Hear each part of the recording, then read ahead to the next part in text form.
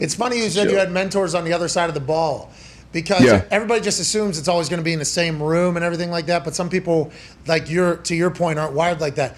Like Dallas Clark, big mentor for me. Tight end, obviously, he hates punters. He's big mentor. Joseph Adai, I hung out with Joseph Adai a lot. He helped me immensely off the field. Vinatieri, I was lucky. So I think us just looking directly in the same. Great locker room. Man, great locker room over there. We had a great. Charlie Johnson was this left tackle we had too out of Oklahoma State, big guy.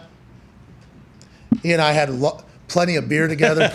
He was awesome. He was like we had such a good group. It was a bunch of older folks, you know. We had a bunch of old guys in there. And Yeah, so I was very lucky to kind of get in there, even though I was only 22 years old. And I think I was the dancing, clown. Yeah. Drink the beer. Here's a new entertaining piece. But I think every time we kind of try to pigeonhole people into their leadership roles being in their building, like you just reminded me, I've never thought about that or talked about that, but it's like, yeah, like a lot of people that I learned from were nowhere near specialists, so it's like, I think that expectation is wild. I think that's a wild expectation.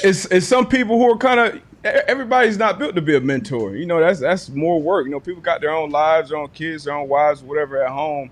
Like people don't want to do that. But like you said, those people, went out of their way and they probably naturally, you guys probably had similar interests. I had Kevin Falk, Vince Wilfork, Randy Moss. We played video games all the time. I used to call, hey, man, I'm on a video game right now, Randy Moss. Hey, I swear to God. You know what I mean? But it was cool. And it was, any question you had, Sean Springs, Lee Biden, so many guys that went out of their way to show me the rope, show me things, Randy cook you? Hey, Randy. On and off the field. What's that? Yeah, Randy beat the hell out of you in video games or what? Oh, no, we would play, man. We would go back and forth. Big Call of Duty. That was a big Call of Duty locker room. Mayo, Ben Jarvis, Green Ellis. Like we had a tight locker room on both sides. Everybody hung out. And, we had, like I said, similar interests off the field. Yeah, me too, by the way. Yeah, I understand what you're saying. Yeah, that helps. I think that helps, by the way. That's a lot. Clint Session, what a legend, by the way. That guy. Home team. Yes. Yeah. That's home team, yep. Yeah, what a guy. I was walking through a parking lot, going to a place. This was before rookie year, OTAs or whatever. Heard about this place to go stop at and go to. Walking through a parking lot. There's a tinted out, murdered out Yukon parked right here. See the window go down like half an inch. And I obviously see the window cracking, but I'm going to meet some people. I'm very new to town. And I hear Mountaineer. And I'm like, Mountaineer? What the fuck? Who would be calling me Mountaineer? They're not talking to me.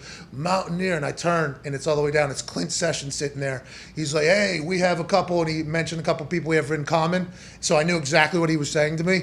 And he was like, I'm Clint or whatever, man. I was like, I saw you at workouts. He was like, here, let's go in here together or whatever. And it was like, from that day on, it was like, okay, I would have never expected fucking a guy from Pitt, right? Mm-hmm. Yeah. Clint Session, middle linebacker, to be one of the guys who's like, hey, here's some stuff, here's some other shit. I just think it's more natural. I think people try to force it. But it's an interesting thing, though. But you have to learn from older people in the NFL. You have to watch. You have to be a sponge. I assume that's in every sport, D-Bud.